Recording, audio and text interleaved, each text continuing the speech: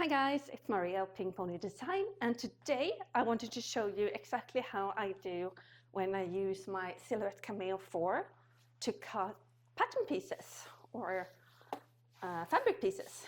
In this case I have a very pretty cork fabric that I'm going to be using, and what I first do is that I cut off the rough shape of the thing I'm going to be cutting on my cutting machine.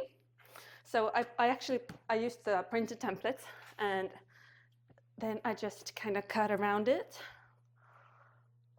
in the shape and size I will need, so I don't waste a bunch of cork fabric since it's quite expensive, so we don't want to use any you're not going to use. There we go, like so. And then comes a very important part, and that is actually attaching the cork to our cutting mat. And as you can see here, this cutting mat is not new. There's literally no stickiness whatsoever. So since I don't want to have to buy new cutting mats all the time, I actually use this 505 basting spray, and it's super handy for stuff like this. I also use this when I quilt, so for basting quilts it's also perfect. But today we're using it for our cutting machine. So what I'm going to do is I'm going to place down some plastic so I don't get sticky glue everywhere, and I place my cork wrong side up, and then I just spray a thin layer of glue all over my cork so that I know it will stay in place. So we remove that, and then we take our cutting mat and we place it right side up, like so, and then smooth it down so you make sure it's sticking all the way out to the corners so that you don't accidentally have your cutting tool accidentally flip a corner up and mess up your cut. You don't want that. So make sure it's properly stuck in place. Then we're going to move over to our cutting machine. So I'm going to move the camera. So here we are. I have connected my Cameo, and I'm going to carefully insert this. And I could really use an extra hand here. There we go. So it's stuck in there. And then we're going to go to our computer and talk about some settings. Okay guys, so here we are in Silhouette Studio, and first we're going to open the file we're going to be working with, and today I will be working with the Sendai wallet cutting file since that's what I'm making, and it's an .svg file that comes with the pattern. So first we're going to remove the pieces we're not going to be cutting, so I'm going to pull the lining out of the way.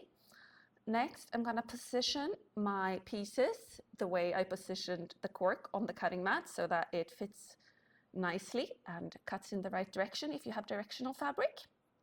And then I'm going to place the little pocket there so it also gets cut in the same time. So next, we're going to send this to get cut. And we do that in the top corner here. And once it's sent, you will see exactly where the blade is going to cut. All these red outlines is exactly where your machine will be cutting. So here we're going to change some settings. And this is where a lot of people get a bit nervous because there's quite a few settings. And before you get to know them and what they do, it can be a bit confusing. I'm not going to go in depth here. This is just going to be a quick video to get you started and with settings that works for me. So you can start with this and then you can work from this as you progress and as you learn. So first I'm going to change from the cardstock here in the materials section. I'm going to change it to leatherette because that has some good pre-entered settings. There we go. And next, I'm going to make sure that it's in the right carriage. So what I'm using is the AutoCut blade, the blade I got with my Silhouette Cameo.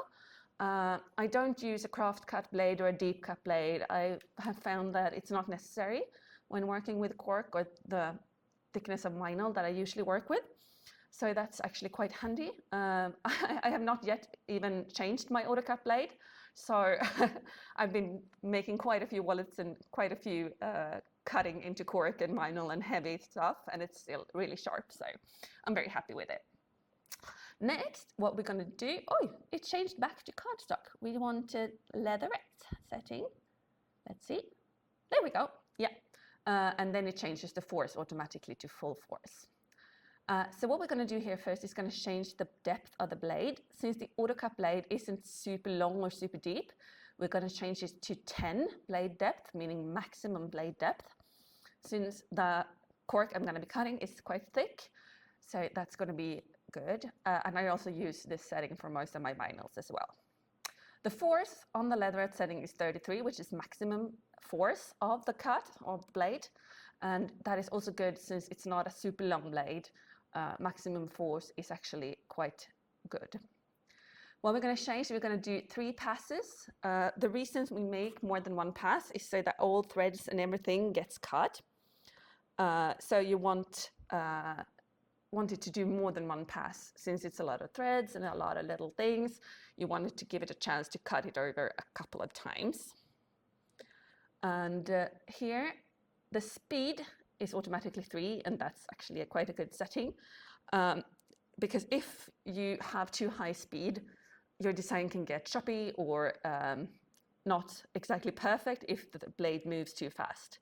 So we don't want it to go fast, we want it to do like a slow and steady wins the race kind of thing here. So we have blade depth 10, we have force 33, full force, and we do 3 passes, and we have speed 3.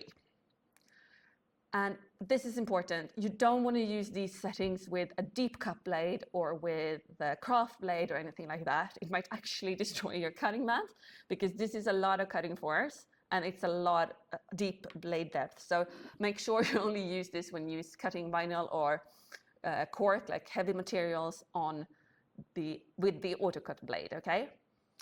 Also, we don't need to do any flipping of the design. Since we place it face up, it's going to cut exactly like it's showing here on the preview. So basically that's it.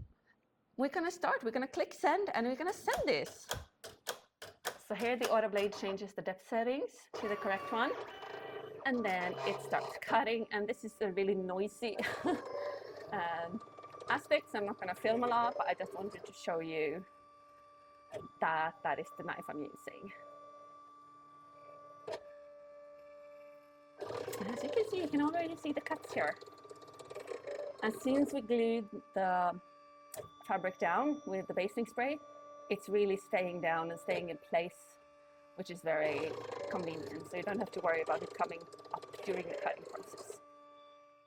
So here we go.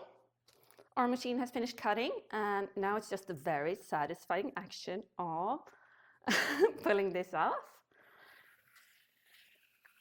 And you have those perfect cuts, which is so satisfactory when you're working with this kind of a raw edge item. And there you can see, ta-da! Very neat, very perfect. And I will be using this mat for a long time more, even though this is all fussy on the back, which normally would have basically destroyed the mat for me. But since I use the spray glue, it's really not a problem.